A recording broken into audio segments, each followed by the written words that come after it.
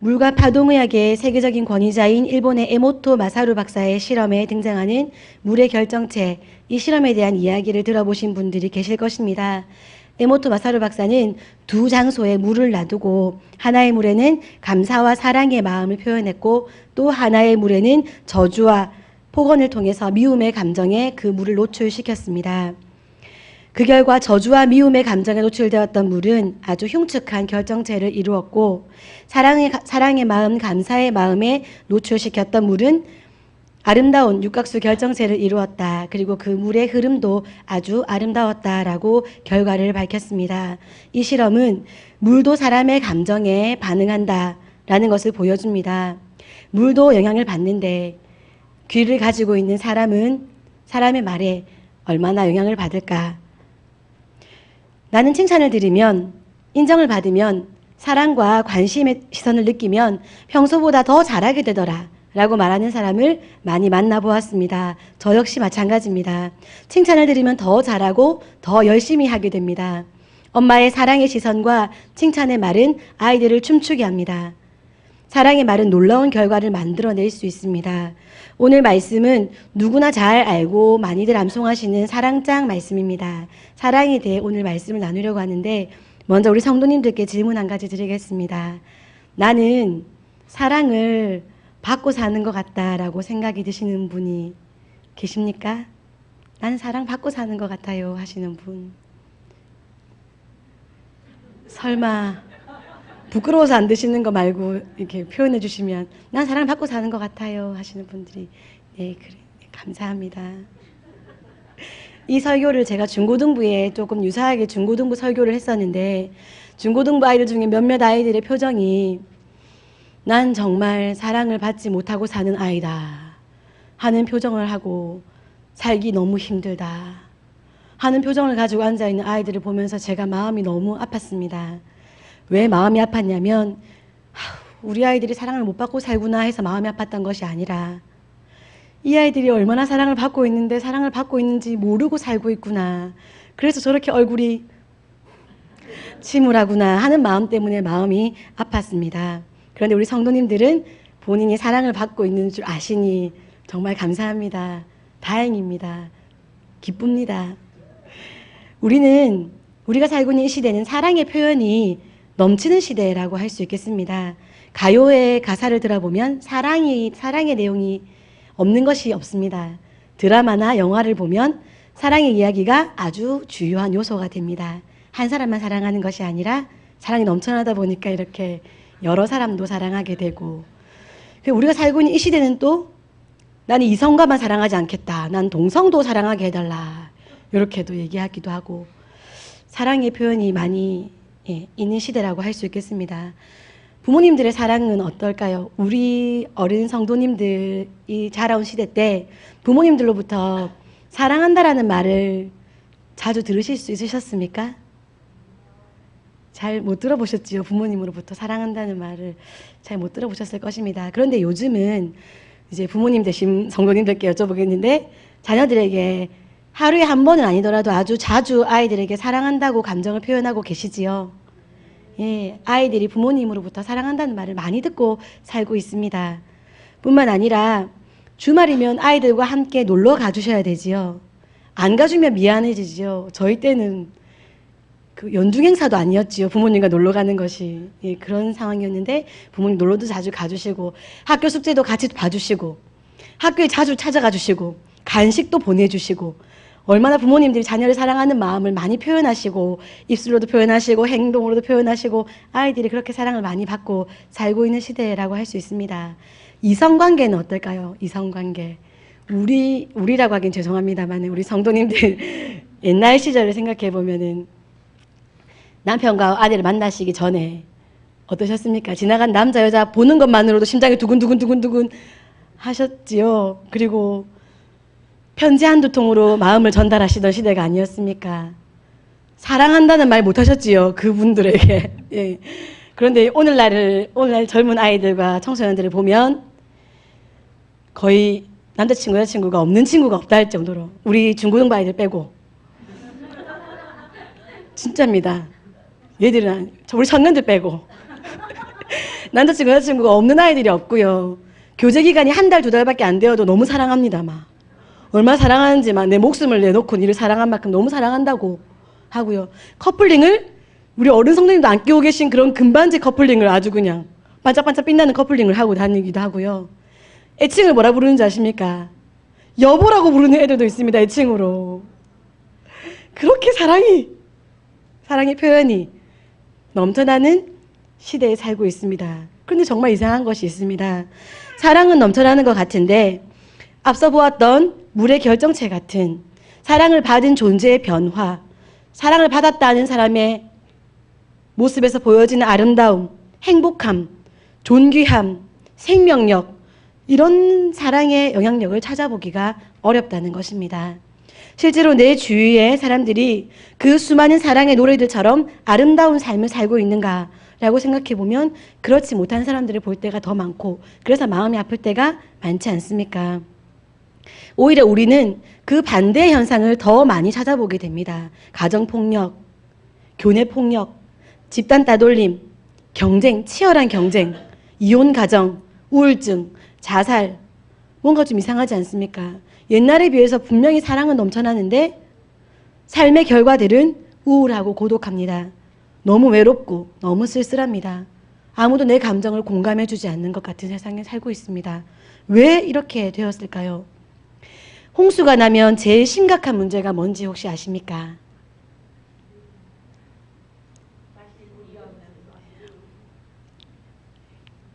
우리 똑똑하신 권사님, 맞습니다. 홍수가 되면 물이 넘쳐나는데 이상하게 마실 물이 없습니다. 왜냐하면 식수가 세균에 오염되어서 마실 물이 없어지는 것입니다.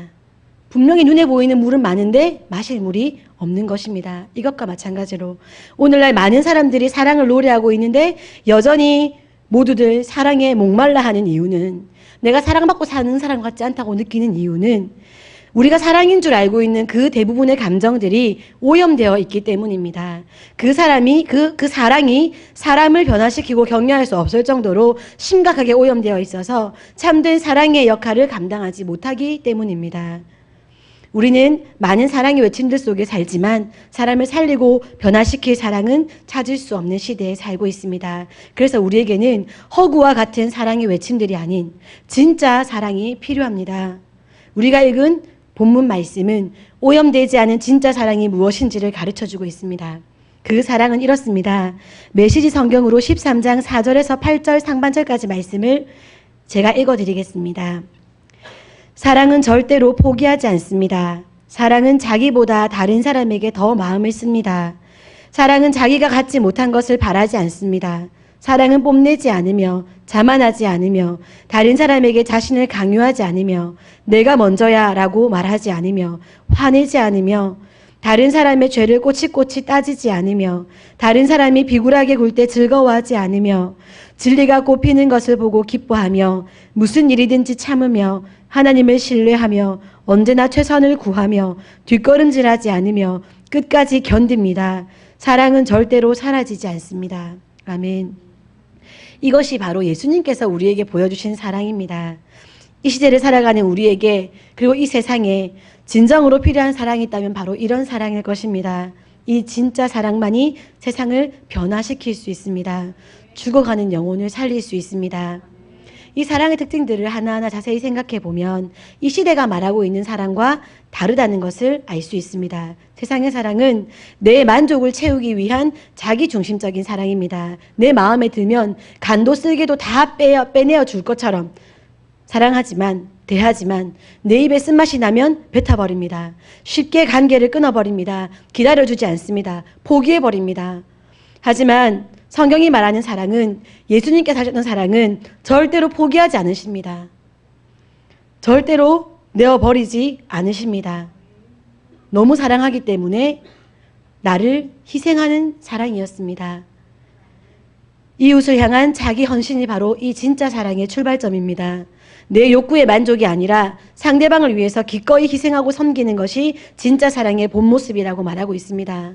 내가 좋으니까 난리 부르스 추는 것이 진짜 사랑이 아니라는 것입니다. 상대가 사랑을 받아서 그 삶이 가치 있어지게 되고 변화되어지는 것, 그것이 바로 진짜 사랑입니다.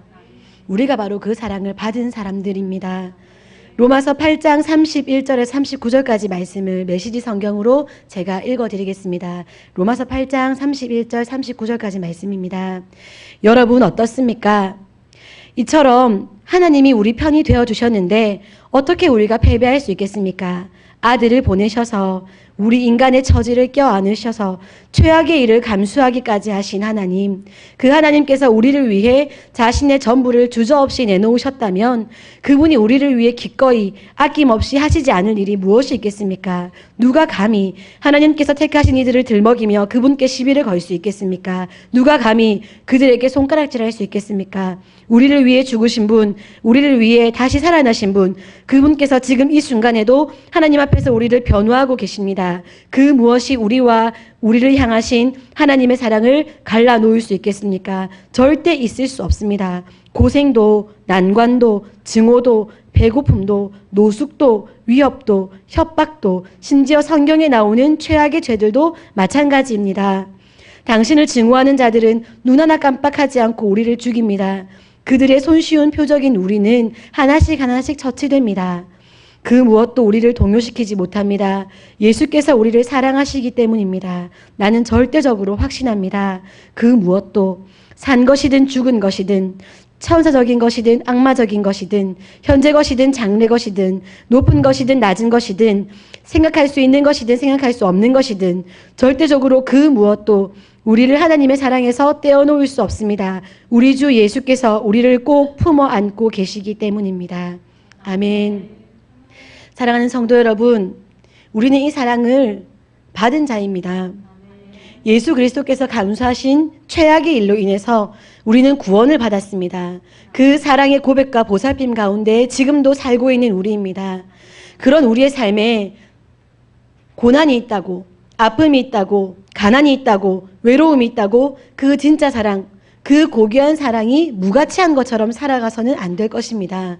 우리의 삶이 육각수 결정체처럼 빛이 나고 향기가 나고 행복하고 웃음이 넘쳐야 합니다. 진짜 사랑을 받았다 하는 것을 잊지 마시기 바랍니다.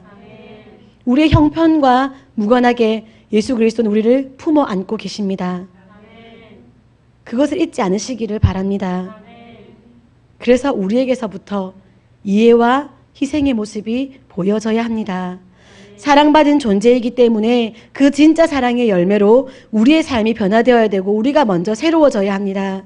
내가 아무 사랑도 받지 못한 자처럼 살아서 그 위대한 사랑의 고백이, 그 예수님께서 감당하셨던 최악의 일이 아무것도 아닌 것처럼, 무가치한 것처럼, 그저 세상에 흔해 빠진 사랑의 고백들, 그 오염된 사랑의 고백, 그거 하나 들은 정도의 삶으로 우리가 살아서는 안 되겠습니다. 내가 받은 진짜 사랑을 절대로 잊지 않아야 할 것입니다.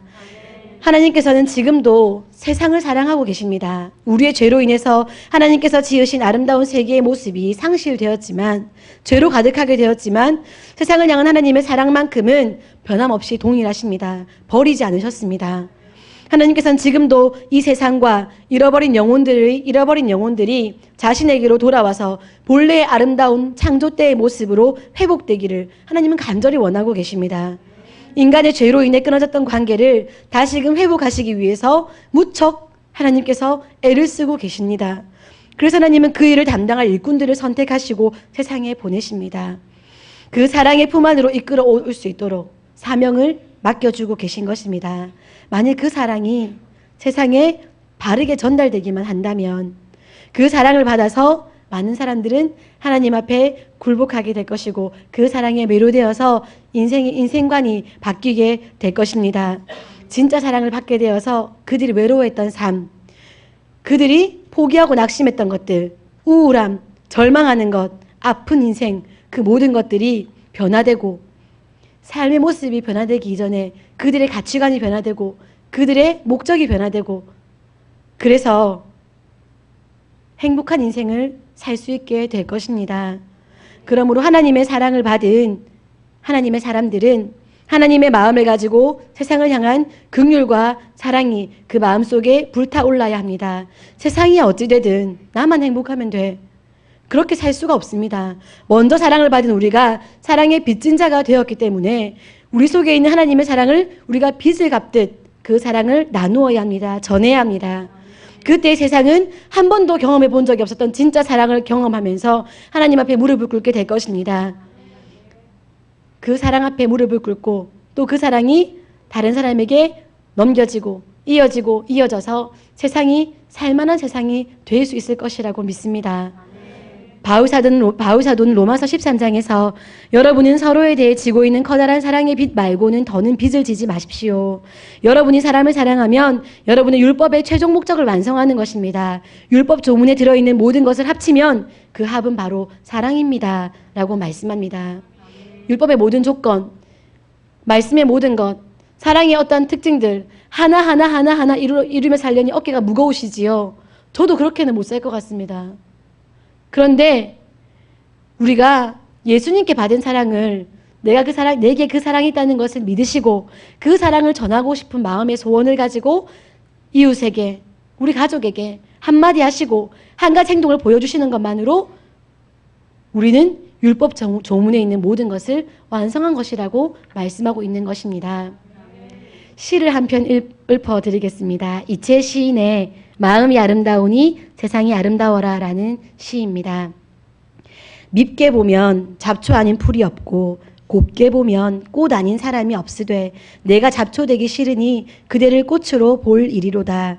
털려고 들면 먼지 없는 이 없고 덮으려고 들면 못 덮을 허물 없으되 누구의 눈에 들기는 힘들어도 그 눈밖에 나기는 한순간이더라. 귀가 얇은 자는 그 입 또한 가랑잎처럼 가볍고 귀가 두꺼운 자는 그 입 또한 바위처럼 무거운 법. 생각이 깊은 자여 그대는 남의 말을 내 말처럼 하리라. 겸손은 사람을 머물게 하고 칭찬은 사람을 가깝게 하고 넓음은 사람을 따르게 하고 깊음은 사람을 감동케 하니 마음이 아름다운 자여 그대 그 향기에 세상이 아름다워라. 털려고 들면 먼지 없는 이가 없습니다.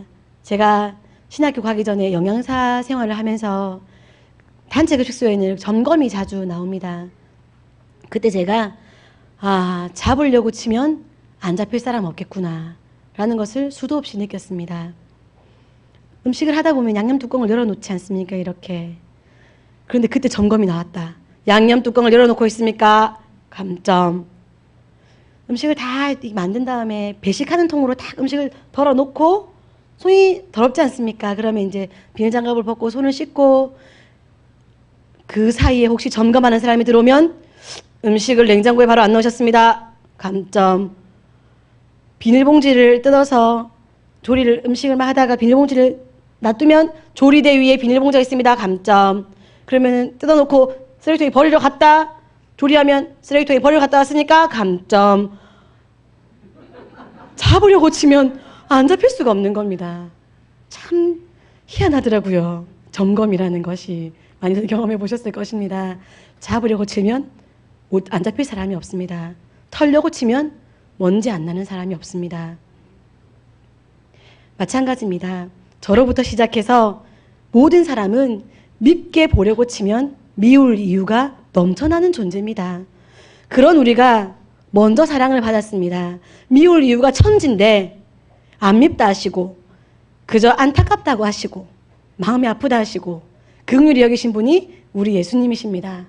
천진데요. 셀 수도 없을 만큼 미운 조건을 가지고 있는 전데요. 우리인데요. 그 사랑을 받은 우리입니다.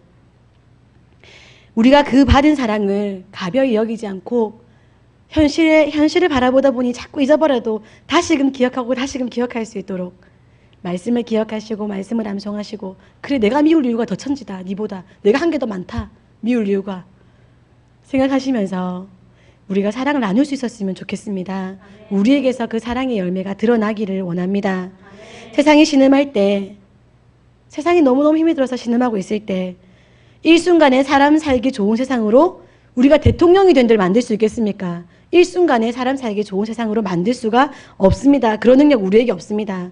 한 사람 한 사람 그저 하나님 마음을 가지고 하나님의 사랑을 가지고 그들에게 다가간다면 우리 한임 목사님 자주 하셨던 말씀처럼 내가 행복해서 웃으니까 지구의 한 귀퉁이가 밝아지고 내가 하나님 사랑을 전한 그 한 사람이 기뻐져서 또 지구의 한 귀퉁이가 밝아지고 또 밝아지고 또 밝아지고 또 밝아져서 온 세상이 사람 살기 좋은 세상으로 변화될 수 있을 것이라고 믿습니다.